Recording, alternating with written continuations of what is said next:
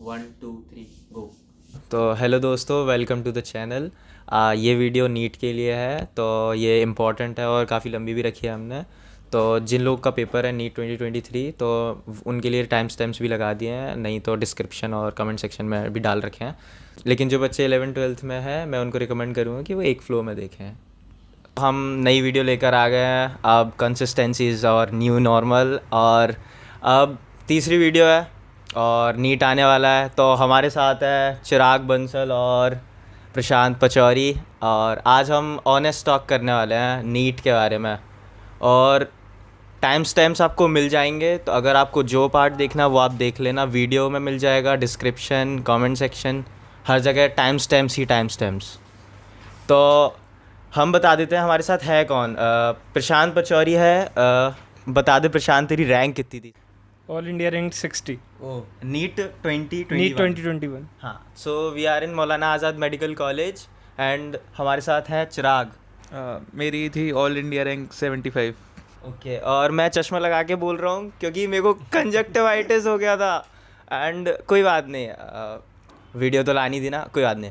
सो हमारा पहला क्वेश्चन है पचौरी से, what inspired you to pursue your career in medicine? Inspiration तो यार मेनली मेरे भैया से रही थी, क्योंकि मेरे भैया जो हैं वो खुद जो है मेडिकल स्टूडेंट थे। जिस टाइम पे मैं 8th क्लास में था, वो 15 बैच के हैं मेनली, अभी MD पीडियाट्रिक्स कर रहे हैं। तो मेनली वही मैं सुनता रहता था कि दोनों ही चीज़ें हैं, एक तो मेरे भैया और सोसाइटी में एक रेस्पेक्ट भी है इस प्रोफेशन के लिए। तो वही जब पता चला कि हाँ एलाइड प्रोफेशन है, तो मेहनत करी, तो इसलिए आ गए। और चिराग? यार मेरा तो ऐसा था कि मेरे घर में है ना, शुरू से सभी चाहते थे कि मतलब मैं डॉक्टर बनूं। तो मेरा है ना शुरू से कोई और जगह पे फोकस हुआ ही नहीं। मतलब फिर मेरा शुरू से ही 9th क्लास से ही था कि मेरे को मतलब डॉक्टर ही बनना है। और फिर वैसे भी देखा जाए तो अगर मैथ्स और बायो में मुझे अगर एक कोई सब्जेक्ट चूज़ करना होता तो मैं हमेशा बायो को ही प्रेफर करता। तो ये भी एक रीज़न था कि मैंने बायो लिया 11th में, और फिर बायो से तो डॉक्टर ही बनना है, और कोई ऑप्शन। ओ, बैकग्राउंड में कुछ आवाज़ सुनाई दी क्या? कोई बात नहीं, इग्नोर कर देंगे, आज के दिन हम ही हम है बस। तो मतलब सोची समझी साजिश थी। हाँ मतलब और कोई ऑप्शन नहीं था, मतलब सब होता चला गया अपने आप, मेरे को ऐसे कोई डिफाइन नहीं था। हाँ भाई, चिराग को लग रहा है वो खुद मर्जी से बन रहा है। नहीं, ऐसा कुछ नहीं है। बट कोई ना। तो ये तो कि बेसिक क्वेश्चन हो गया, अब हम बात करते हैं इम्पोर्टेंट क्वेश्चन।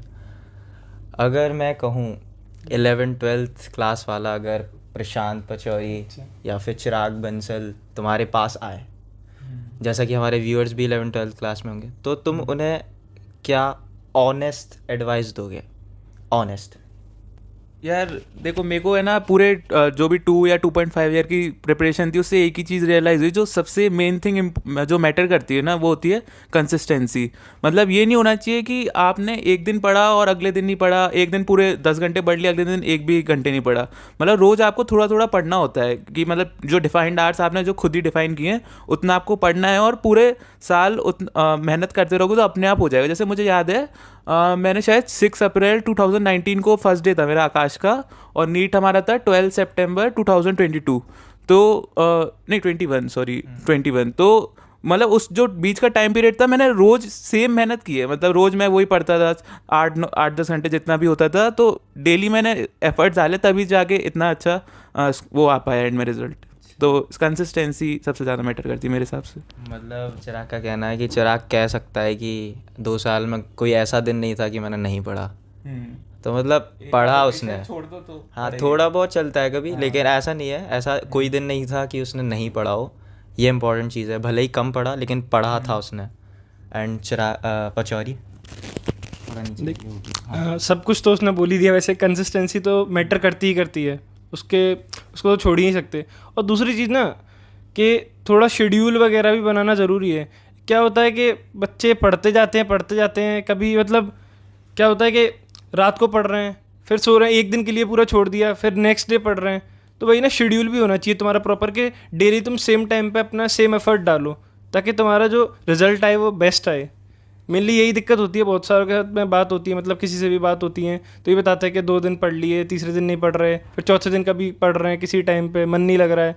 सबसे बड़ी दिक्कत तो यही है, कंसिस्टेंसी मेंटेन करने में बोरियत होती है, सबसे ज़्यादा बोरिंग फील होता है, तो उसको हटाना सबसे बड़ी दिक्कत का काम है, तो वो ध्यान में रखना है पहले। तो हम इसी क्वेश्चन में आगे बढ़ेंगे। अब हम बात करेंगे कि यही जो बच्चा है 11th-12th क्लास वाला प्रशांत या चिराग या XYZ, उसको फिज़िक्स में क्या करना है, फिज़िक्स स्पेसिफिकली क्या स्टडी मटेरियल सब कुछ। यार तो मतलब किसी भी सब्जेक्ट की बात करें तो जब भी सब्जेक्ट पे बात आती है ना तो दो पार्ट में डिवाइड हो जाती है। एक कि आपका एम क्या है एट द एंड, जैसे कि है ना मेरा एम था कि मुझे सारे ओलंपियाड्स वगैरह भी क्रैक करने और नीट भी निकालना है, और पर कुछ का होता है कि नहीं सिर्फ नीट ओरिएंटेड। तो मैं आपको दोनों बता देता हूँ। जैसे हमारे चिराग ने KVPY, हाँ NSCP, NSCC, NSCB ये सब भी मेरे एम थे और मेरे क्लियर भी हुए थे, जेई वगैरह।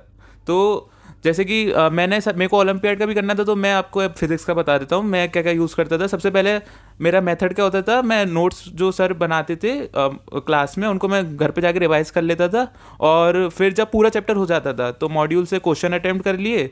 उसके बाद फिर मेरी जो बुक्स थी वो मैं करता था। मैं कौन कौन सी बुक्स प्रैक्टिस की है मैं बता देता हूँ। एक तो मैंने SC वर्मा यूज़ की है, एक DC पांडे मैंने लगाई थी, और हमारे सर JEE के मॉड्यूल वगैरह भी दे देते थे इंस्टीट्यूट से, वो भी मैंने करे हैं। और कोई बुक करी हो, हाँ NCERT के प्रॉब्लम्स भी बहुत अच्छे होते हैं फिजिक्स के, वो भी कर रहे थे एट द एंड।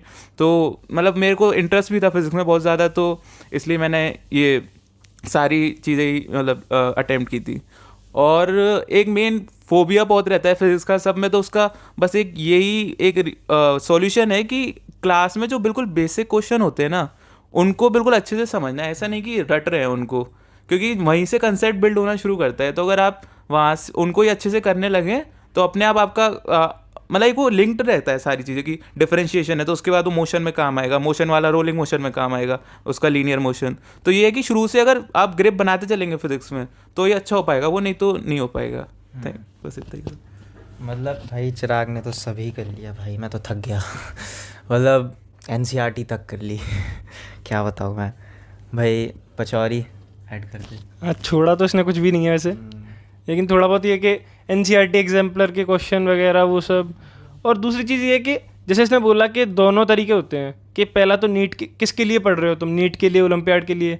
तो कुछ क्या सोचते हैं कि हम ओलंपियाड के लिए पढ़ लेते हैं, नीट के लिए अपने आप ही हो जाएगा। लेकिन ऐसा कुछ नहीं है कि तुम अगर सिंपल क्वेश्चन नहीं करोगे तो तुम्हारे वो हर टाइम सही ही जाएंगे, क्योंकि सिली मिस्टेक इसी को कहते हैं कि अगर तुम हार्ड क्वेश्चन करते रहोगे वो तो सही जा रहा है, लेकिन सिंपल क्वेश्चन तुम्हारे अगर तुम प्रैक्टिस ही नहीं कर रहे हो तो फिर तो सिली मिस्टेक होने के चांसेस ज़्यादा होते हैं। और ये सबके साथ ही होता है, मेरे साथ भी बहुत बार हुआ है। सोच दिया कि मैं DC पांडे कर ली लेकिन मैंने NCERT नहीं करी या कोई बुक नहीं करी, तो ये बहुत ज़्यादा दिक्कत आती है। NCERT के क्वेश्चन भी इनफ होते हैं, उसका लेवल जो होता है HC वर्मा के बराबर थोड़ा बहुत तो होता है, मतलब लिंक तो इंटरलिंक तो होते हैं।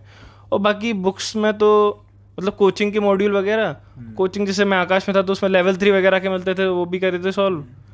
और जो इसने बुक्स बोली हैं वही बुक्स मैंने भी फॉलो करी थी सेम।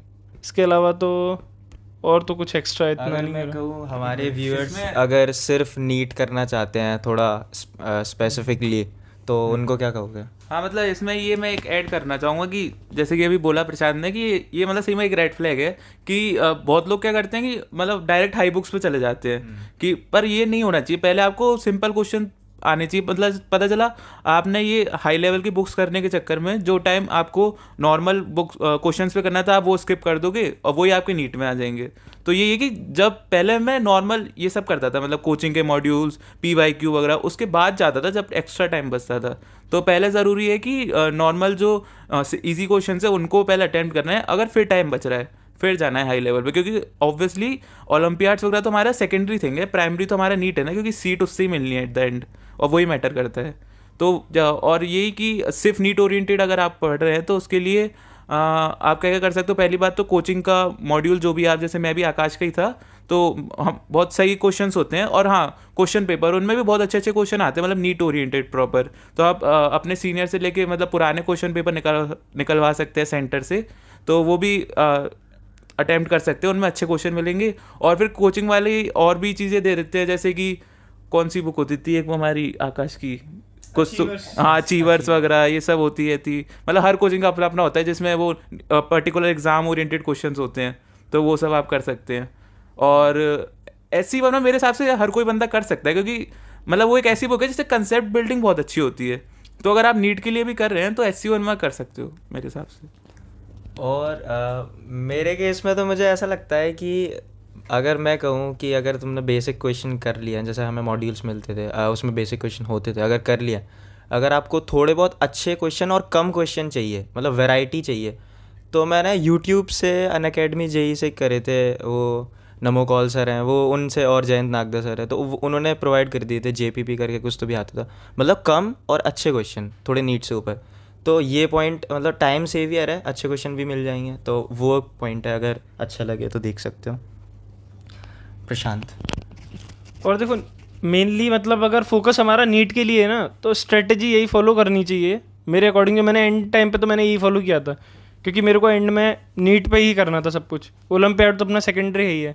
तो ये फॉलो करो, कोचिंग में जो पढ़ रहे हो पढ़ो, उससे रिलेटेड मॉड्यूल के क्वेश्चन लगाओ, मॉड्यूल सॉल्व करो, फिर उसके बाद NCERT मस्ट है उसके लिए। नीट इक्वल्स टू NCERT तो मस्ट है, ये तो करना ही है फिजिक्स में भी? सब में। ठीक है। फिजिक्स में थोड़ा बहुत ज़रूरी तो है यार, क्योंकि फिजिक्स के जो क्वेश्चन है पीछे वाले बहुत काम के हैं। लेकिन यार मेरी दिक्कत लगती है उनमें यार, वो जैसे हमारे जो क्वेश्चन नीट टफ 2021 बनाने था के ना, लिए वो वैल्यूज क्यों खराब करते हैं? हाँ वैल्यूज़, वो तो वैल्यूज़ के लिए तो थोड़ा दिक्कत है। वैल्यूज़ के लिए तुम कैलकुलेटर को रेफर कर सकते हो, लेकिन हमारे साथ तो ऐसा हुआ था कि 2 क्वेश्चन आए थे सेमीकंडक्टर वाले, थ्योरी वाले, सेम NCERT की लाइनिंग थी। मतलब कुछ चैप्टर्स ऐसे हैं जो आपको पढ़ने ही चाहिए, मतलब NCERT से थ्रू आउट द टेक्स्ट। जैसे कि फिजिक्स में हमारे जैसे जो उसके बाद चालू होता है ना पूरा टॉपिक, जो फ्लूइड्स के बाद, तो वो हाँ मॉडर्न नहीं 11th में कह रहा हूँ, 11th में तो फ्लूइड के बाद जो भी हाँ वेव वगैरह ये सब आपको बुक से पढ़ने ही चाहिए। और मतलब ये सब पता है क्या होते हैं, ये सब रैंक डिसाइडिंग क्वेश्चन होते हैं। मतलब आपको 680 तक तो आप ले आओगे ये सब न्यूमेरिकल वगैरह करके ये सब, पर जो 1-2 क्वेश्चन जो वो लोग जानबूझ के डालते हैं, क्योंकि वही एट द एंड आपकी रैंक मैटर करेंगे, मतलब वही आपका डिफरेंस क्रिएट करेंगे बिटवीन एम्स में MC, BMMC, UCMS। तो इसलिए वो आपको अगर चाहिए अच्छी रैंक, हाँ मतलब ये है कि पहले आप उस तक पहुंचिए 680 तक नॉर्मल न्यूमेरिकल प्रैक्टिस करके, और फिर आप पे टाइम बच रहा है तब जाके उस पे जाइए थ्योरी पे। मतलब मैंने भी जब हमारा पूरा 12th का सिलेबस भी हो गया था, उसके बाद फिजिक्स की NCERT पढ़ना चालू की थी, क्योंकि तब टाइम बचा था मेरे पे। अगर मैं कहूँ फिजिक्स की अगर NCERT पढ़नी है, तो मतलब ऐसा तो नहीं है ना सारे चैप्टर्स की पढ़नी होगी, कुछ स्पेसिफिक है, वो थोड़े बहुत बता दो।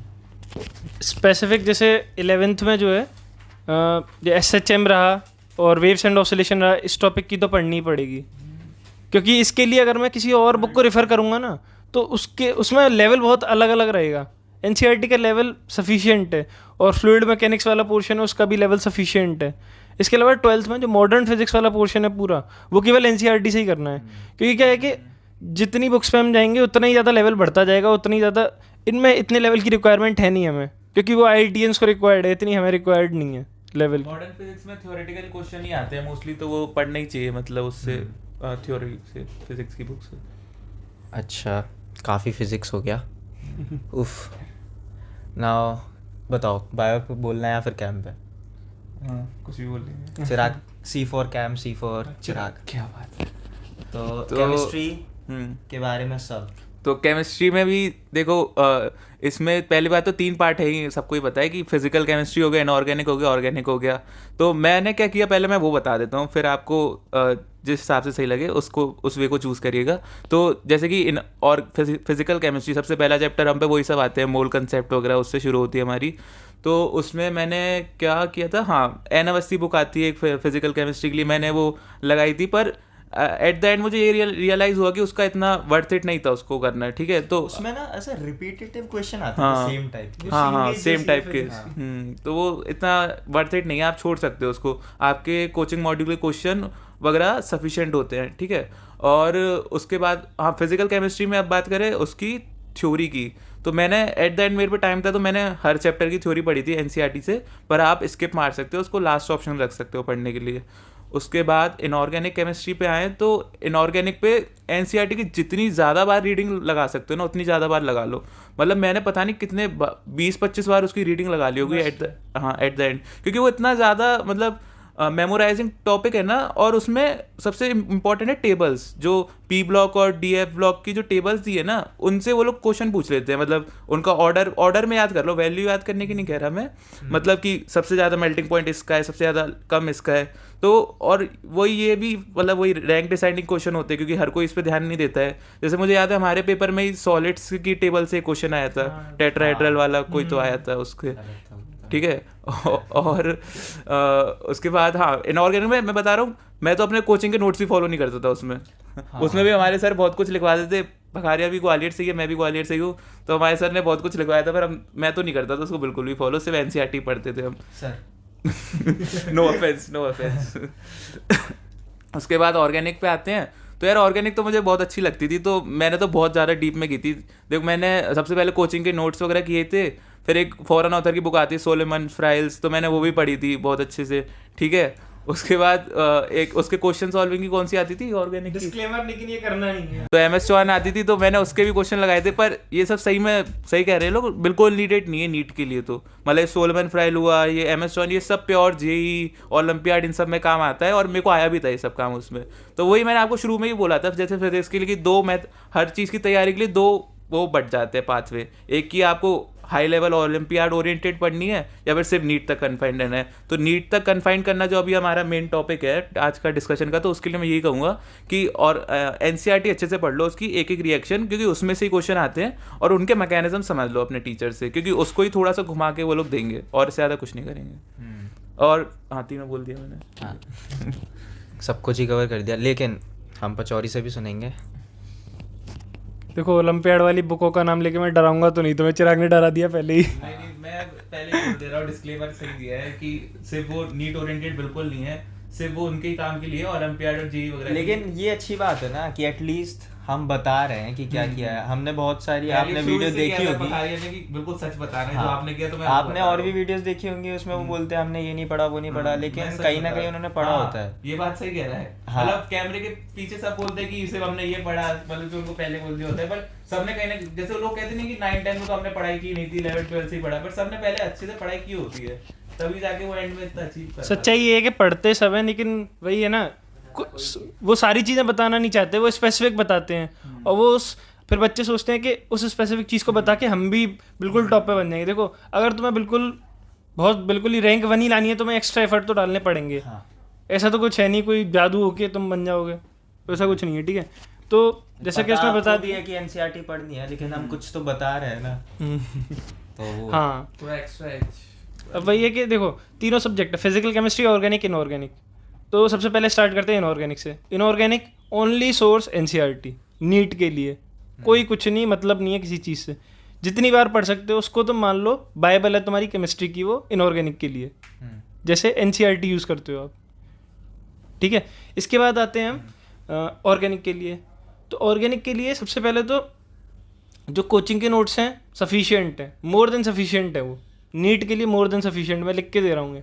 हमारे तो और ज़्यादा ही थे, तो मैं तो क्या करता था, एनसीईआरटी पहले पढ़ता था, और क्वेश्चन जो आते हैं ना वो क्या आते हैं, रिएक्शन दे दी, रिएजेंट पूछ रहे हैं, एनसीईआरटी का बिल्कुल। अब हमें नोट्स याद करने के चक्कर में वही याद नहीं है, तो उसमें भी यार एनसीईआरटी तो मस्ट है। ऑर्गेनिक में एनसीईआरटी मस्ट है। फिजिकल में एक तरफ एंड टाइम पे अगर तुम्हारे पास टाइम है तो पढ़ो, वरना छोड़ सकते हो, कोई दिक्कत नहीं है फिजिकल के लिए, क्योंकि फिजिकल जो है थोड़ा कंसेप्चुअल वाइज है, ऑर्गेनिक भी वैसे कंसेप्चुअल है, लेकिन कुछ फैक्ट्स तो होते ही होते हैं। ये फिजिकल में फिजिक्स जैसी थोड़ा सॉल्विंग स्ट्रेटेजी है, थोड़ा आपको फॉर्मूले वगैरह आने चाहिए, तो वो तो कर लेते हो यार, जिसकी फिजिक्स बढ़िया होती है जनरली हो जाती है, तो उतना कोई दिक्कत आता नहीं है। और ऑर्गेनिक तो हो गई, तीनों चीज़ें कवर हो गई। इसके अलावा यार ये है कि ज़्यादा एक्स्ट्रा बुकों पे मत कूदना, जैसे एम एस चौहान जो हमने बोल दिया बिल्कुल सॉल्व मत करना यार, जी के लिए है वो, केवल नीट के मॉड्यूल और तीनों सब्जेक्ट में एक पॉइंट बोलना है, एनसीईआरटी एग्जाम्पलर नाम की एक बुक आती है, वो ज़रूर सॉल्व करनी है, चाहे कुछ भी हो जाए। उसमें कम क्वेश्चन होते हैं, उसमें कम क्वेश्चन, उसमें दिमाग मत लगाना, उसमें आंसर पीछे गलत बहुत है। हाँ आंसर बहुत गलत दिए हुए हैं, वो अपने टीचर से कंसल्ट कर लेना, लेकिन सॉल्व जरूर करना उन क्वेश्चनों को, सारी वेराइटी है उन पर, असर्शन रीजन वगैरह सारी वेराइटी है, और वो एनसीईआरटी के क्वेश्चन है स्पेसिफिकली, तो इसलिए ज़्यादा अच्छे हैं, क्योंकि नीट इक्वल्स टू एनसीईआरटी हम पहले से ही कहते आ रहे हैं। अच्छा, तो भाई सब ने सब कुछ पढ़ लिया, पेपर आ रहे हैं, रिवीजन इज़ इम्पॉर्टेंट ना। जैसे मान ले तूने कोई चैप्टर पढ़ा है, कोई जैसे मान ले फिजिकल का चैप्टर पढ़ा है, कोई चैप्टर पढ़ा है, 3-4 महीने बाद तो रिवाइज कर रहा है, कैसे रिवाइज करेगा? रिवीजन मतलब रिवीजन मैं बोल रहा हूँ, जैसे मैंने भी ऐसे सफ़र किया था। जैसे मान लो कोई चैप्टर तुमने पढ़ा तो तुम ऐसा नहीं करते पीरियोडिकली रिवाइज, 3-4-5 महीने बाद रिवाइज करते हो तो बिल्कुल नया ही लगता है। तो इस चीज़ को कैसे अवॉइड करें, लाइक मतलब इस पर क्या टेक है? तो यार मैं तो बिल्कुल सिस्टमिक वे में चलाता, मेनली मैं अपनी बताता हूँ। मैंने क्या किया था कि मैं शेड्यूल बना रखा था पूरे 1 हफ्ते का, जिसमें से संडे ओनली फॉर रिवीजन, बाकी 6 दिन 2-2 पर डे 2 सब्जेक्ट पढ़ता था मैं। मतलब अभी मैं स्पेसिफिकली केमिस्ट्री में जैसे हाँ। फिजिकल केमिस्ट्री को रिवाइज। हाँ, जैसे सपोज मैं एग्जांपल ले रहा हूँ, जैसे फिजिकल केमिस्ट्री का एग्जांपल लेते हैं, ठीक है। सपोज करो मंडे को हमारी क्लास हुई है फिजिकल केमिस्ट्री की, ठीक है। वीक में चलो 6 दिन कोचिंग जा रहे हैं, हमारी 6 दिन क्लास हो गई, ठीक है। अब अगर हमें डेली टाइम नहीं मिल रहा शाम को क्वेश्चन सॉल्व करने का या पढ़ने का वगैरह जो भी है, तो थोड़ा बहुत रफली आइडिया लेते जाओ कि तुमने पिछले दिन क्या पढ़ा है। फिर जो नेक्स्ट वीक का जो वीकेंड आ रहा है ना संडे, उस पर वो जितना भी तुम पढ़ चुके हो वो पूरा रिवाइज हो जाना चाहिए तुम्हारा, एक बार तो हो जाना चाहिए। क्योंकि क्या है कि तुम क्लास में पढ़ के तुम्हारे दिमाग में हमेशा रहे, ये तो कभी हो नहीं सकता, पॉसिबल नहीं है, किसी भी सब्जेक्ट के लिए पॉसिबल नहीं है। तो ये सारे सब्जेक्ट के लिए यही करना है कि वीकेंड डे या फिर जिस डे में तुम्हारा कंफर्ट है उस दिन में तुम्हें कंप्लीट रिवीजन स्ट्रेटजी अपनानी पड़ेगी। मेरे से ये गलती हुई थी कि मैंने 11th में मिड तक गड़बड़ कर दी थी कि करता ही नहीं था मैं रिवीजन, मतलब ही नहीं था रिवीजन से, और पढ़ता रहा मैं कह रहा नॉलेज गेन हो रही है। फिर जब पेपर दिया तो पता चल गया पीछे का कुछ याद नहीं, आगे का याद हो रहा है धीरे धीरे, पीछे का भूलता जा रहा हूँ। तो इससे मेरे को ये समझ में आ गया था कि रिवीजन करना मस्ट है। तो ऐसी गलती मत करना अगर आप इनिशिएटर हो या फिर अभी आप कर रहे हो जो भी है। ये रिवीजन वाला जो पॉइंट है ना, इसको आप एक्स्ट्रा एज मान के चलो, ये आपको बहुत ज़्यादा मेहनत मतलब हेल्प करेगा। इनडायरेक्टली रैंक बहुत अच्छी आएगी, तुम्हें पता भी नहीं चलेगा।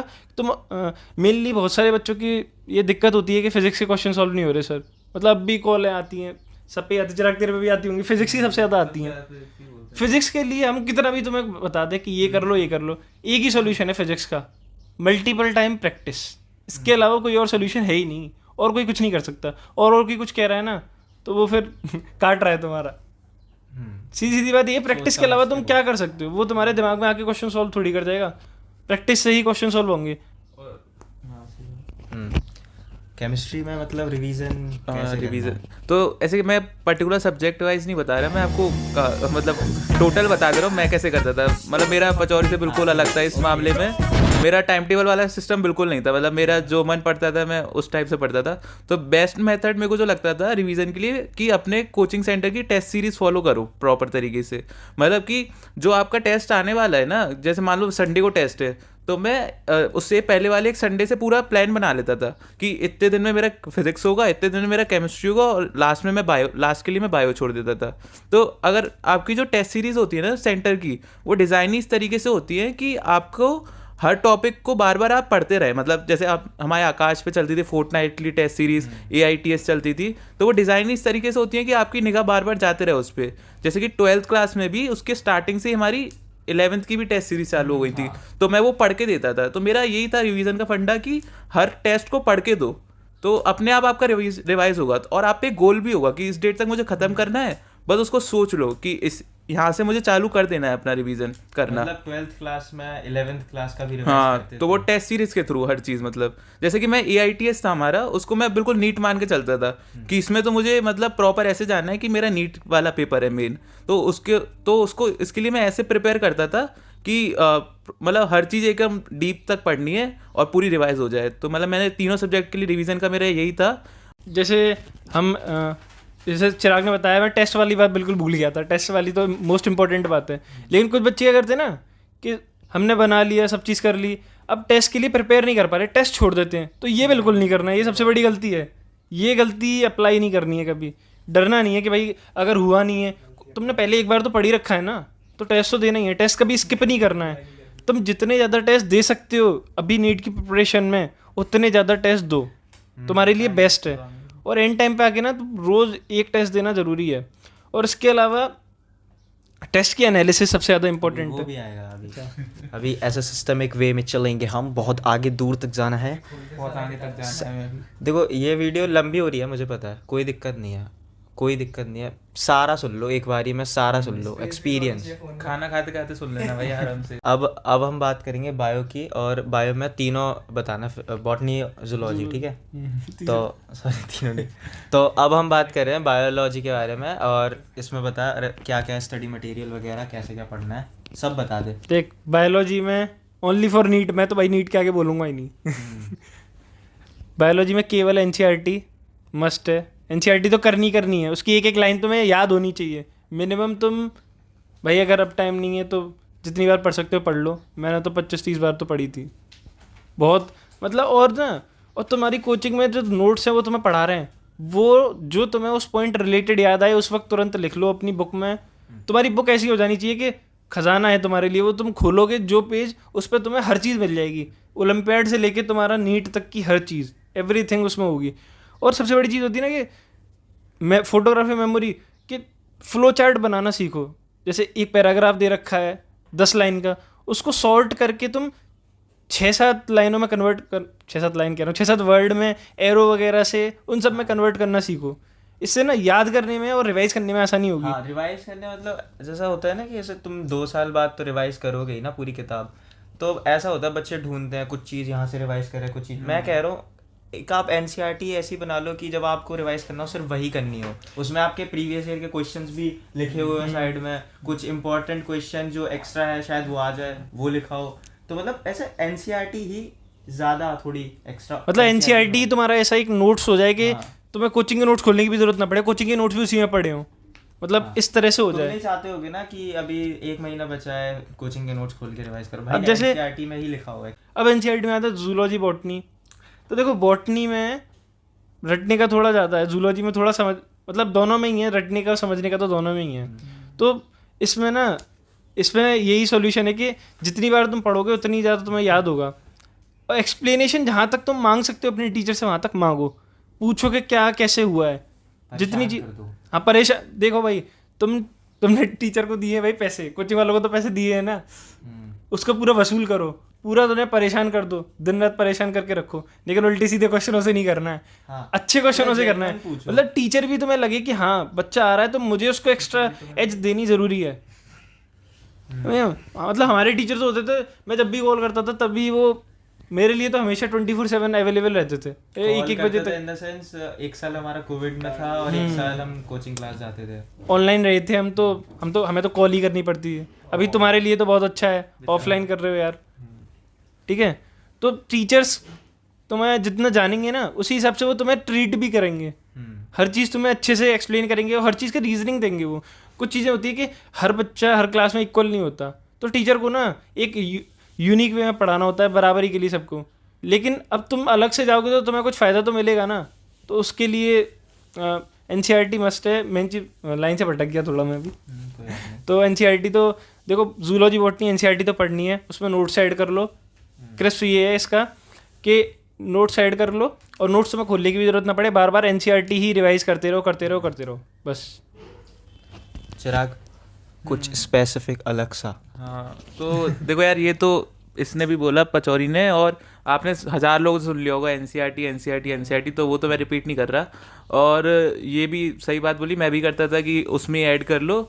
और हाँ, एक ये है कि थोड़ा क्लास में जो नोट्स भी बनवाते हैं ना, वो भी थोड़ा देख लो ऊपर से, क्योंकि कभी कभी थोड़ा लिंक्ड क्वेश्चन आ जाते हैं। जैसे हमारे में वो नहीं आया था एक ओवम की मेम्ब्रेन बताओ, वो शायद एनसीईआरटी में था नहीं ऐसे स्पेसिफिक लिखा, कुछ तो ऐसा क्वेश्चन आया था, ठीक है? तो मैं क्या फॉलो करता था, एनसीईआरटी प्लस क्लास के नोट्स, पर एट द एंड एनसीईआरटी सिर्फ, क्लास के नोट्स भी नहीं, और वही मैटर करेगी जितना ज़्यादा बार पढ़ सकते हो। और मैं क्या करता था, जो भी आपने सुना होगा बहुत से कि एनसीईआरटी में से क्वेश्चन बना लो, वो भी मैंने करा है। और मल्टीपल रीडिंग बोरिंग हो जाती है, ये बात सही है। तो एक ये, इसके लिए मैं क्या करता था, मैंने एड में क्या करता था, शॉर्ट नोट्स बनाए थे। एक हमें बुक मिली थी एनसीईआरटी मैप, हाँ, तो एनसीईआरटी मैप्स, तो उसमें क्या करा था मैं ना, यहाँ पे एनसीईआरटी रखी, यहाँ पे एनसीईआरटी मैप, तो एनसीईआरटी पढ़ता जा रहा था और फिर जो उसमें पॉइंट नहीं होता था वो उसमें ऐड कर लेता था। तो इससे क्या हुआ, ये मेरे एंड में रिवीजन के बहुत काम आया था। मतलब मैंने सिर्फ वो मैप्स पढ़े थे एंड के 2 महीने में, और मैंने तीनों सब्जेक्ट के बनाए थे। मतलब मैं फिजिक्स की एनसीईआरटी से भी देख के बनाए, केमिस्ट्री की एनसीईआरटी से भी देख के बनाए। मतलब वो इतने ज़्यादा एफिशिएंट नोट्स थे ना मेरे, कि मैं एक चैप्टर को 15 मिनट में पूरा रिवाइज कर सकता हूँ। और एट द एंड आपको यही ऐसा ही सोर्स चाहिए होता है कुछ। तो एक ये बहुत काम की चीज़ थी। और ये बोरियत के लिए एक सोल्यूशन मेरे को तो भाई बहुत बोरियत होती थी, तो मैं तो ये अप्लाई किया था कि एनसीईआरटी में ऑर्डर चेंज कर देता था मैं चैप्टर पढ़ने का। क्योंकि क्या होता है कि हम पहला चैप्टर पढ़ रहे हैं, फुल एंथुजियास्टिक है भाई, ये तो हम फाड़ देंगे एकदम, पूरा याद कर लेंगे। लास्ट चैप्टर आ रहे हैं, बस रीडिंग कर लो, अब तो जाने दो, इसके अलावा कुछ नहीं। लेकिन मैं क्या करता था, शुरुआत का रिवीजन कर रहा हूँ, फर्स्ट चैप्टर से करा, फिर मिड चैप्टर से करा, कभी इनिशिएट, फिर एंड चैप्टर से इनिशिएट करा। मतलब ऑर्डर चेंज करते रहो, बोरियत ना हो जाए। क्योंकि हर चैप्टर में तुम्हें अपने, ये तो है नहीं यार कोई एक चैप्टर नीट के लिए ज़्यादा ज़रूरी है, एक चैप्टर कम ज़रूरी है, ऐसा तो कुछ नहीं है, सब इक्वल इंपॉर्टेंट है। तो सबको अच्छे से ही सॉल्व करना है, मतलब अच्छे से ही याद करना है, एक तरह से मोटिवेशन रखना है अपना एक अच्छे से किसी भी चीज़ को। मतलब सोचो क्यों कर रहे हो ये चीज़। अरे वो तो दूसरा क्वेश्चन हो गया ना जी। भटक जल्दी जाते हैं, मेरे को समझ नहीं आ रहा नीट में कैसे नहीं भटके, कुछ और बात है वो। सो बहुत ही ज़्यादा डीपली हमने बात कर ली है, सभी बता दिया इन्हें, मेरे को लगता है सब बता दिया, हमारे अंदर जो भी था सब बता दिया, सब बता दिया। मतलब फिजिक्स, केमिस्ट्री, बायो, जो जो हो सकता था, हाँ सब कुछ बता दिया। अब हम बात कर रहे हैं मॉक टेस्ट की। मॉक टेस्ट तुमने कब से लगा रहे हो? मतलब मुझे ऐसा लगता है कि तुम कोचिंग, देखो आकाश में थे तो पूरा प्री प्लान था कब कब मॉक टेस्ट होने हैं। मैं पूछ रहा हूँ मॉक टेस्ट दिया, उसका जो क्या बोलते हो उसे, एनालिसिस, उसके बारे में थोड़ा स्पेसिफिक बताओ। मतलब एनालिसिस करना कैसे, सब बताते हैं एनालिसिस करना है, थोड़ा बता दो। जैसे पचौरी तो बता।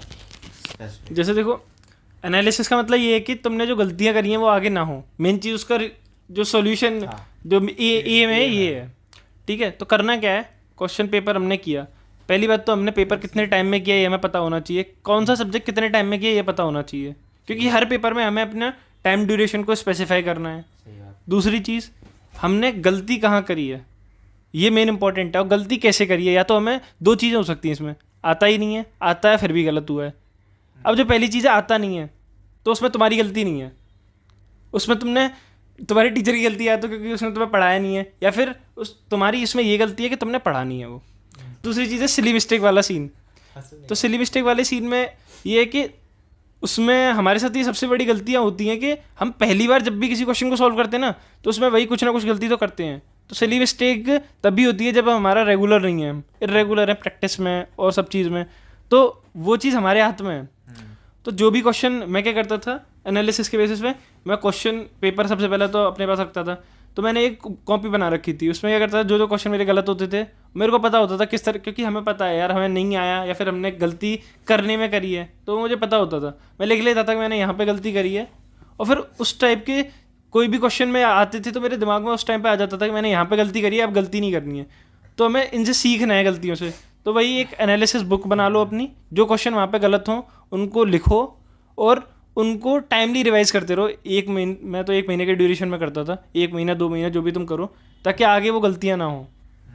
चिराग, तो यार प्रशांत ने बहुत मेथड बताया जो मैं भी फॉलो करता था, तो मैं ऐड कर देता हूँ जो मेरे को और लगता था। तो एक्चुअली मैं करता क्या था, जो क्वेश्चन मेरे गलत होते थे उनको मैं ना एनसीईआरटी में उस लाइन को रेड पेन से ऐसे जी करके सर्कल कर लेता था, जी मतलब गलत ऐसे करके, ठीक है। तो जब भी फिर मेरा फिर से पढ़ूंगा वो एनसीईआरटी, तो मेरा एक बार फिर से गो थ्रू हो जाएगा और उसको मैं उस पॉइंट को और अच्छे से ध्यान दूंगा, ठीक है। एक चीज़ ये हो गई। और एक और तो इसने बताया ही कि हाँ बस यही था, और तो बोल ही दिया उसने, ऐड कर दिया। हाँ ठीक है। और इसमें मतलब ये है कि जैसे आप सॉल्व कर रहे हो पेपर अपना, तो ऐसा पता होता है कि ये वाला क्वेश्चन मैं तुक्का लगा रहा हूँ, और मतलब मैं इन 2 क्वेश्चन में 2 ऑप्शन में मेरे को कन्फ्यूजन है, तो एन सर्कल कर लो, वहीं से एनालिसिस स्टार्ट हो रही है। जब आप खोल के देखोगे तो वो क्वेश्चन देख लेना कि ये डाउट, मतलब ये डाउट था, और वो फिर एनसीईआरटी में मार्क कर लेना। एक चीज़ और, जो उस टाइम पे डाउट था ना पेपर में, उसको क्लियर ज़रूर करना। बहुत लोग क्या करते हैं कि उस टाइम गोला तो मार लिया पर सर से पूछा ही नहीं जाके, टाइम नहीं मिले तो। हाँ तो ये है कि उसको पूछना है, भले ही बाद में टाइम मिले पूछो, क्योंकि वो कहीं ना कहीं आप देखोगे आप अपनी प्रिपरेशन के एंड तक कितने 500-600 टेस्ट दे चुके होगे, तो कहीं ना कहीं वो क्वेश्चन रिपीट होगा ही फिर से, और फिर से वो गलत ही होगा आपका। इसलिए उसको क्लियर ज़रूर करना है उस डाउट को कि क्यों हमने करा, सर से अच्छे से समझ के। और हाँ, कुछ चीज़ों का कभी सॉल्यूशन नहीं होता है, मतलब एक्सप्लेनेशन, तो उसको रट लेना है वहाँ पे। ये मतलब सीधी सी बात है, मतलब कभी कभी हम पीछे ही पड़ जाते हैं, टाइम वेस्ट करे जा रहे हैं उस पर, लेकिन अगर वो लिखा है एनसीईआरटी में ऐसा है तो ऐसा होगा। अभी नीट के बाद एमबीबीएस भी करनी है, तो वहाँ पे रीजन देख लेना। सही हाँ बात है। सही बात है भाई। बड़ी तो बात है। तो हमने क्या क्या बात कर ली कि पूरा फिजिक्स केमिस्ट्री बायोलॉजी उनके बारे में पूरा सब कुछ, टेस्ट मॉक टेस्ट उसकी एनालिसिस। सो अब हम नेक्स्ट क्वेश्चन के लिए चलते हैं। नेक्स्ट क्वेश्चन चिराग, पता है तेरे से मैं क्या पूछने वाला हूँ? बता दे जल्दी। तेरी नीट एग्ज़ाम अटेम्प्टिंग स्ट्रेटजी। ठीक है, तो इसमें बड़ा वेरिएशन है। देखो पता है, मैं पूरे है ना करीब 2 साल है ना ये करता था कि पहले बायो फिर केमिस्ट्री फिर फिजिक्स, पर फिर एट द एंड मैंने रियलाइज़ किया कि मेरे जो 700 से और 720 का जो गैप था ना, वो इस स्ट्रेटेजी की वजह से ही लैग खा रहा था। क्योंकि सुन रहे हो, ये बहुत ज़्यादा बहुत हाँ। अच्छी चीज़ बताई है इसने, थोड़ा सुनो क्या बोल क्योंकि क्या होता है ना, मैं कभी कभी क्या करता था, बायो में बहुत टाइम दे दिया तो फिजिक्स जल्दी करता था, और फिजिक्स में जल्दी करोगे तो गलतियाँ होंगी।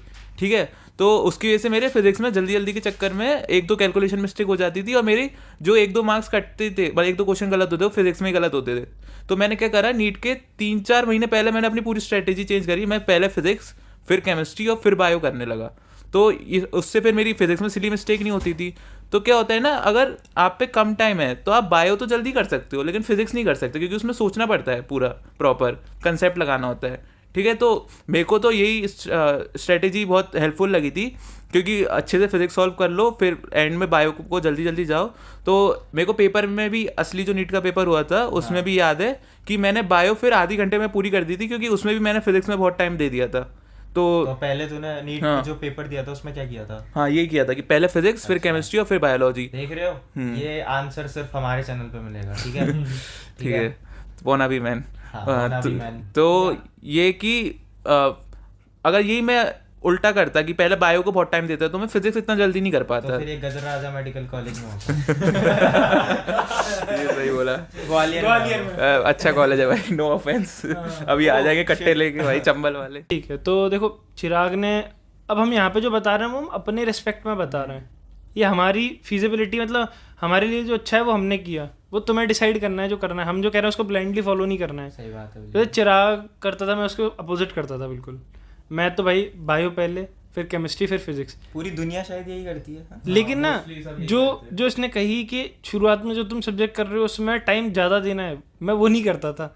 मैं सोचता था बायो पहले कर रहे हैं, मैक्सिमम टू मैक्सिमम 40 मिनट्स में ख़त्म कर दो बायो, ताकि दूसरों के लिए मिले एक्स्ट्रा टाइम। इसमें मैं एक ऐड करूंगा कि मैंने ये बहुत बार ट्राई किया था कि मैं 30 मिनट में खत्म करूं बायो 40 मिनट में, पर मेरे से पॉसिबल नहीं हो पाया था, तो इसलिए मैंने मेथड चेंज तो करा मतलब अपना। चिराग ने अपना टाइप समझा ना, like समझ गए ना? उसने फिर वो गैप भी तो फिल किया 680 से 720 वाला।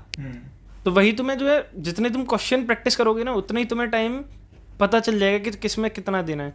जैसे क्या होता है कि जब तक हमारा सब चीज़ सही जा रही होती है, जैसे शुरुआत में मेरे को याद है कि मैंने मिड 11th तक क्या किया था, मैं ये फॉलो करता था, बहुत अच्छे नंबर आ रहे थे। 2 टेस्टों में कम नंबर आए, मैंने दूसरा पैटर्न फॉलो किया, फिर सही नंबर आए। लेकिन मेरे को दिख गया कि मैं टाइम ज़्यादा कंज्यूम कर रहा हूँ बायो में, फिर कि फिजिक्स में कम दे रहा हूँ, क्योंकि मैं जो पहले सब्जेक्ट करता था ना, मैं सोचता था उसको जल्दी जल्दी जितना करूँगा बाकी के लिए उतना ज़्यादा टाइम मिल जाएगा, मतलब मैं ऐसा सोचता था।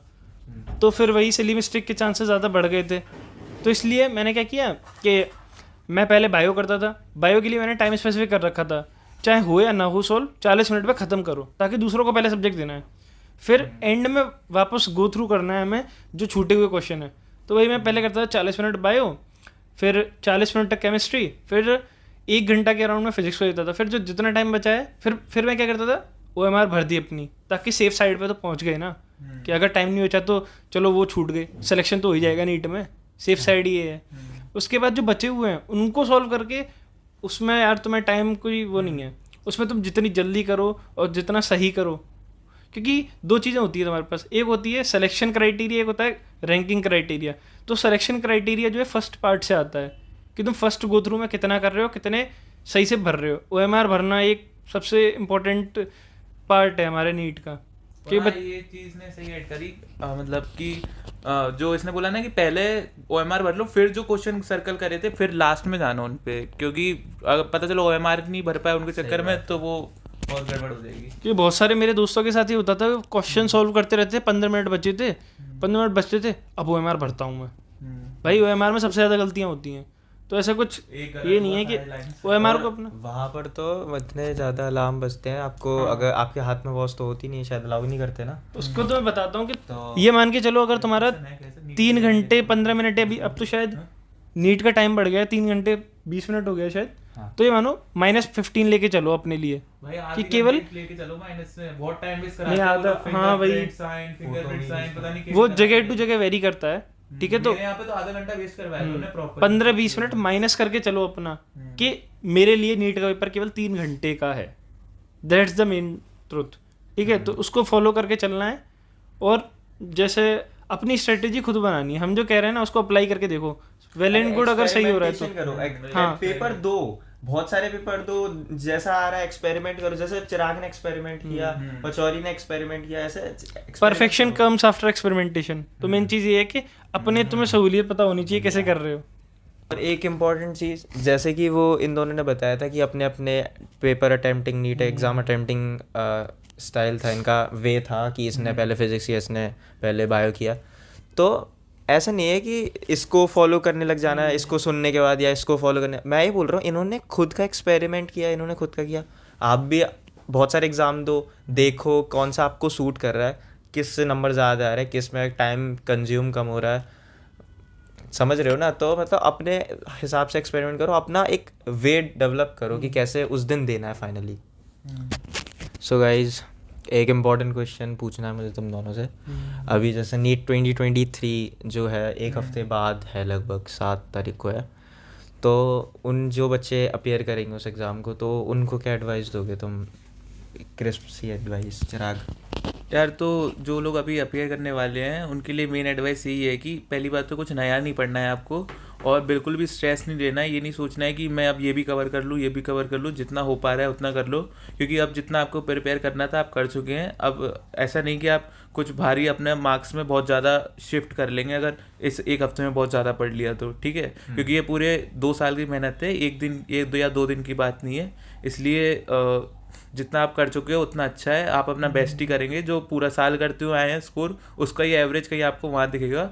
मुझे याद है मेरा जो क्वेश्चन पेपर का एवरेज, वो क्वेश्चंस मार्क्स का एवरेज था जो आकाश के पेपर्स में 703 था और मेरे फाइनल पेपर में 705 थे, तो वो वहीं कहीं जाके सेटल हुआ, ठीक है। तो एक ये चीज़ हो गई। और हाँ, एंड में म्यूज़िक वगैरह आप सुन सकते हो, मतलब स्ट्रेस रिलीविंग मेरे लिए होता था, तो म्यूज़िक वगैरह आप सुन सकते हो। और मतलब अपना भी ध्यान रखना है कि कुछ बीमार ना हो जाओ। बाहर का खाना बिल्कुल बंद कर देना। मैंने तो कर दिया था, मतलब 2-3 हफ्ते पहले बाहर का कुछ भी नहीं। और मैं तो मतलब अपनी एक्टिवा से जाता था कोचिंग, तो मैं गाड़ी वैसे तो बहुत स्पीड में चलाता था, लेकिन जब उस टाइम पे मैं 20 या 30 की स्पीड में कोचिंग से जाया करता था कि भाई एक्सीडेंट वगैरह नहीं हो जाए, हाथ पैर में कहीं लग नहीं जाए।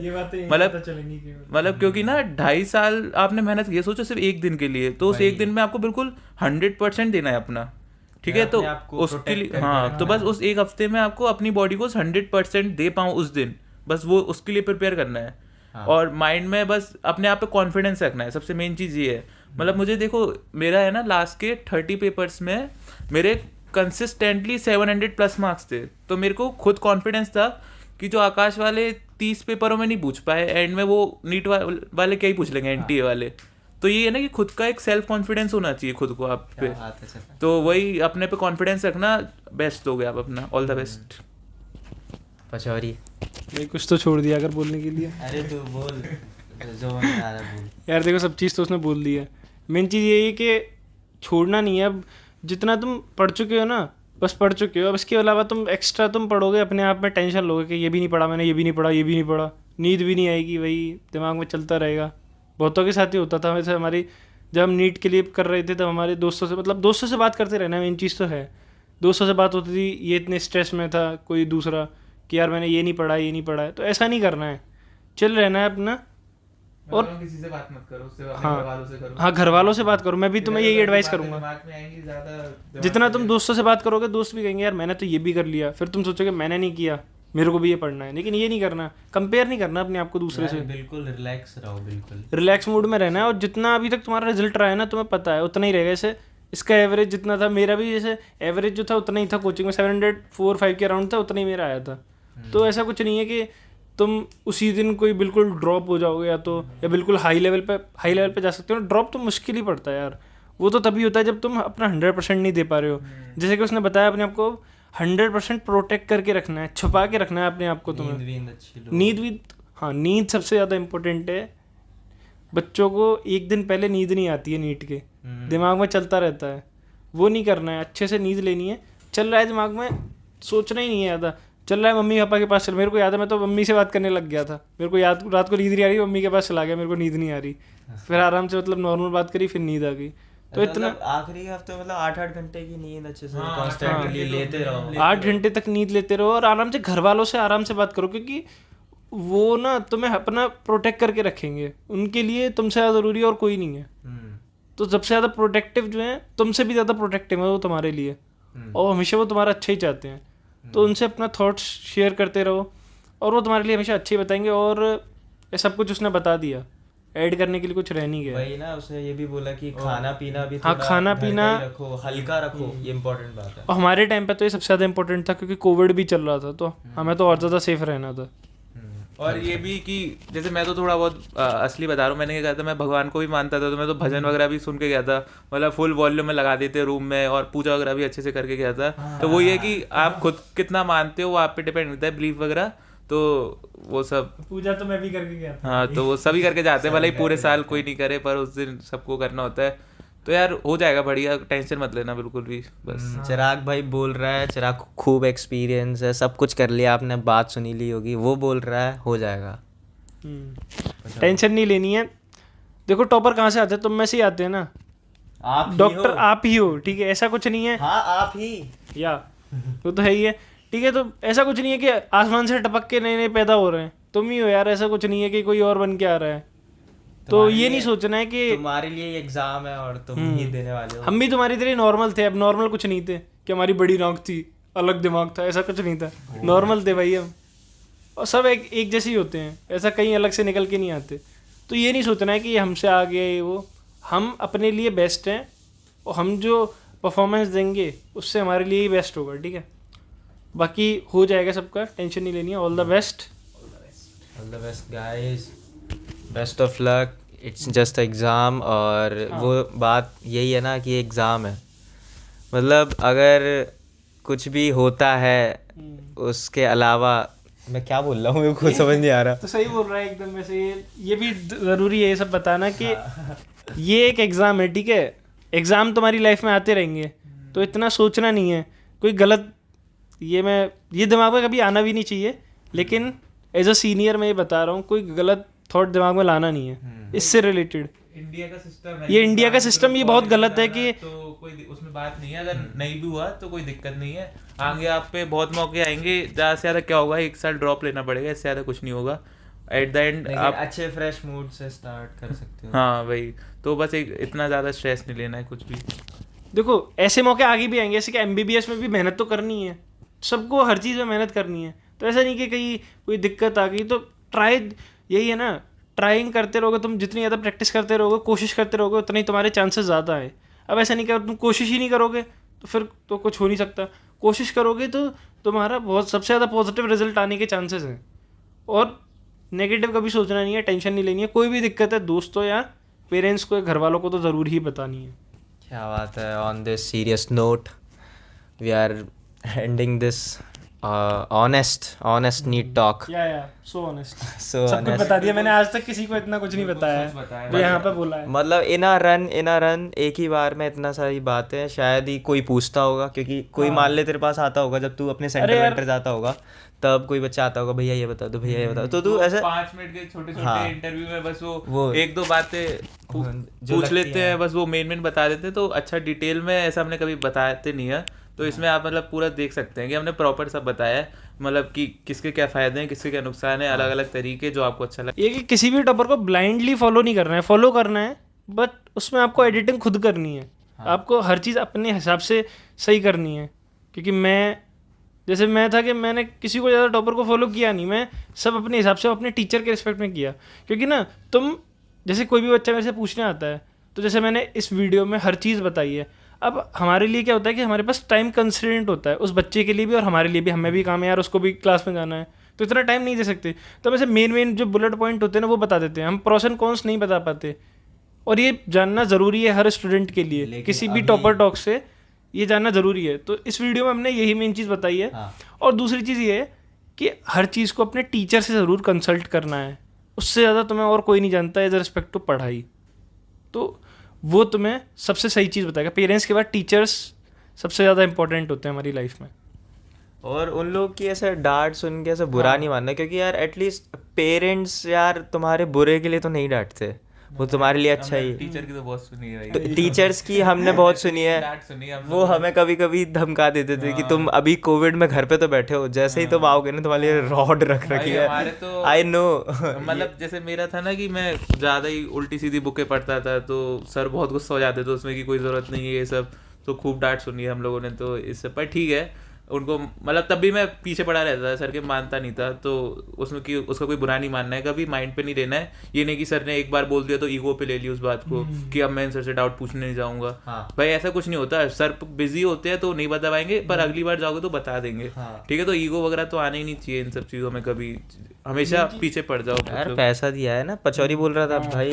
मेन चीज़ ये बेशर्म बन जाना यार। इज्जत तुम्हारी अभी कुछ नहीं है, आगे नीट के बाद होगी इज्जत, नीट से पहले कोई इज्जत नहीं है। तो इतना सोचना भी नहीं है कि मैं भी ये है कि मेरी ईगो बीच में आ गया, मैं पूछूंगा नहीं, सर ने क्वेश्चन नहीं बताया, ऐसा कुछ नहीं सोचना भाई।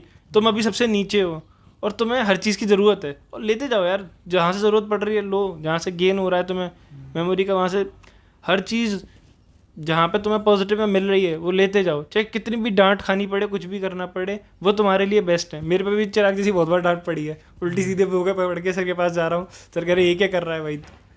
तो इतना नहीं सोचना है, ठीक है, डांट खाओ, सब चीज़ एंजॉय करो, डांट भी एंजॉय करो। तो थैंक यू गाइस, अब तुम इन लोगों ने अपना इम्पोर्टेंट टाइम दिया है ना। इम्पोर्टेंट क्या, सोना था ना? हाँ, सोते हैं यहाँ पे। सोना था, तो स्लीप भी तो इम्पोर्टेंट है। हाँ यार, है स्लीप ना, तो बहुत पचा- ज़्यादा इंपॉर्टेंट है। अब बता दिया ना, अभी 8 घंटे रोज सोना है। हाँ 8 घंटे भाई डेली। तो थैंक यू गाइस। सो 8 घंटे 16 भी MBBS में वो भी नहीं मिले शायद। हाँ, क्योंकि पेपर होते हैं तब तो नहीं मिलते, बता रखा है बाकी की वीडियोस में। और तो आगे वीडियोस आएंगी तो उसमें और ज़्यादा पता लग जाएगा आपको। तो ऐसे ही देख रहे हो, इस हफ्ते भी वीडियो आ गई है, ऐसे ही वीडियोस आती रहेंगी, इंपॉर्टेंट सारे टॉपिक्स कवर हो जाएंगे। सो बने रहिए, जॉइन द आर्मी।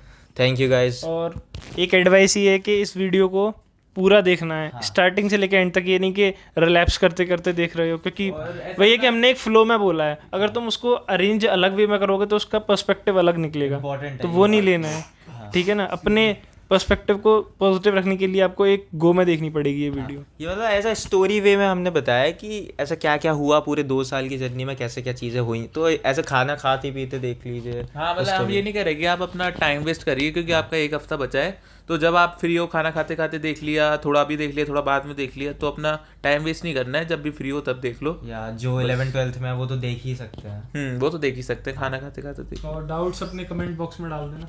हाँ, तो अगर आपको ऐसा पर्सनल कांटेक्ट करना है तो मैं डिस्क्रिप्शन में इंस्टाग्राम आईडीज डाल दूंगा और टेलीग्राम आईडीज भी डाल दूंगा। ये नहीं बोल रहे इंस्टाग्राम अकाउंट फॉलो करने के इंस्टाग्राम अकाउंट बनाने को नहीं बोल रहे। हाँ हाँ हाँ, नीट वालों के लिए भाई इंस्टाग्राम, अभी जितना सोशल मीडिया प्लेटफॉर्म से दूर रहोगे उतना अच्छा है। सही बात है, ओनली सही बात है। अरे हाँ, और अगला क्या टॉपिक है वो जो आप बताते हैं और बताते रहिए, और हम कोशिश करेंगे। हाँ ना वो तो कोई दिक्कत नहीं।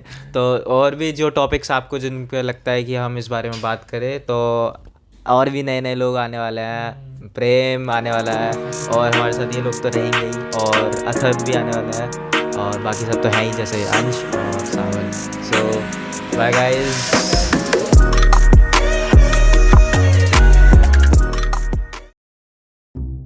तो वेलकम टू द क्या था नीचे का दिख रहा है, हमारा क्या लोअर पहन के आना पड़ेगा।